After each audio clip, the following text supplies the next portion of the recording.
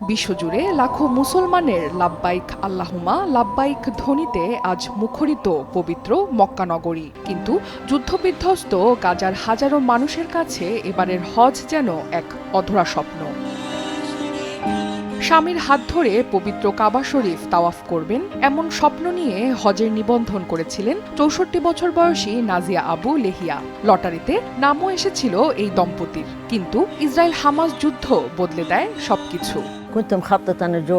যুদ্ধের আগেই আমরা হজের জন্য নিবন্ধন করেছিলাম এবং আমাদের নামও নির্বাচিত হয়েছিল। তারপর এখানে যুদ্ধ শুরু হলো, আর সেটাই আমাদের হজ যাত্রার পথে বাধা হয়ে দাঁড়ালো। এতদিনে আমাদের হজ সম্পূর্ণ হয়ে যাওয়ার কথা ছিল। দুর্ভাগ্যবশত হজের পুণ্যভূমি ছোঁয়ার আগে পরপারে পাড়ি জমান নাজিয়ার স্বামী। বর্তমান সীমান্ত পরিস্থিতি আর ইসরায়েলি কঠোর অবরোধের মুখে এখন নাজিয়ার মনে তীব্র শঙ্কা, হয়তো হজের নিয়ামত আর তার ভাগ্যে জুটবে না। শেষ ইচ্ছা পূরণের আগেই হয়তো তাকেও চলে যেতে হবে ওপারে। আল্লাহর কসম, তিনি আমার সঙ্গে হজ করতে যাওয়ার জন্য খুবই ব্যাকুল ছিলেন, কিন্তু তার সেই সৌভাগ্য হয়নি। তিনি মারা গেছেন, আর আমি ভয় পাচ্ছি হজ করার আকাঙ্ক্ষা নিয়েই হয়তো আমিও মারা যাব। তবুও আমরা আশাবাদী, আল্লাহ চাইলে সব বাধা, অবরোধ এবং ইসরায়েলিদের কঠোর নিষেধাজ্ঞার মধ্যেও আমরা হজ পালন করতে পারবো। তৃতীয় বছরে গড়িয়েছে ইসরায়েল হামাস যুদ্ধ। যুক্তরাষ্ট্রের মধ্যস্থতায় হওয়া চুক্তির আওতায় রাফা সীমান্ত আংশিকভাবে খোলা হলেও তা সাধারণ ফিলিস্তিনিদের কোনো কাজে আসছে না। প্রতি সপ্তাহে মাত্র কয়েকশো মানুষকে পারাপারের অনুমতি দেয়া হচ্ছে, যাদের বেশিরভাগই গুরুতর অসুস্থ। ফলে সুস্থ ও সামর্থ্যবান হাজিদের জন্য মক্কার পথ এখন পুরোপুরি অবরুদ্ধ। সীমান্ত ক্রসিং বন্ধ। হাজিদের সঙ্গে কেন এমন করা হচ্ছে? কেন তারা শুধু হজের ফরজ আদায় করতে চায়, অন্য কিছু নয়? কয়েকদিনের জন্য যাবে, তারপর ফিরে আসবে। পুরো সফরই 2 সপ্তাহের বেশি নয়। এখন জিলহজ মাস শুরু হয়েছে।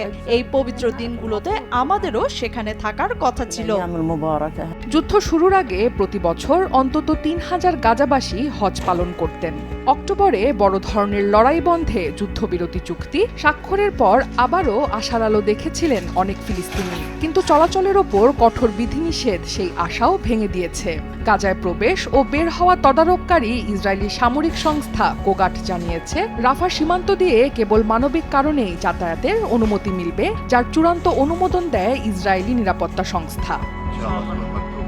সব হারিয়ে আজ খান ইউনিসের এক শরণার্থী শিবিরে আশ্রয় নিয়েছেন নাজিয়া। যুদ্ধ কেড়ে নিয়েছে ঘরবাড়ি, শহর আর প্রিয়জনদের। তবুও ধ্বংসস্তূপের ওপর দাঁড়িয়ে আল্লাহর ওপর ভরসা হারাচ্ছেন না এই নারী। নাজিয়ার দৃঢ় বিশ্বাস, একদিন আল্লাহর ইচ্ছায় তিনি হজ পালন করতে পারবেন।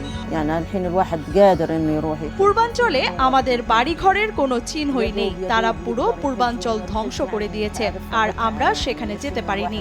আল্লাহ চাইলে আমরা হজ পালন করব। অন্তত আমাদের সামান্য অধিকারগুলোর একটি যেন পূরণ হয়। নাজিয়ার মতো হাজারো গাজাবাসীর নিভৃত কান্না আজ মিশে যাচ্ছে ফিলিস্তিনের বাতাসে। ঘরহারা, স্বজনহারা এই মানুষগুলোর প্রত্যাশা, অন্তত আল্লাহর ঘরে হাজিরা দেয়ার এই অধিকারটুকু যেন তাদের ভাগ্য থেকে মুছে না যায়। অনন্যা দাস, সময় সংবাদ।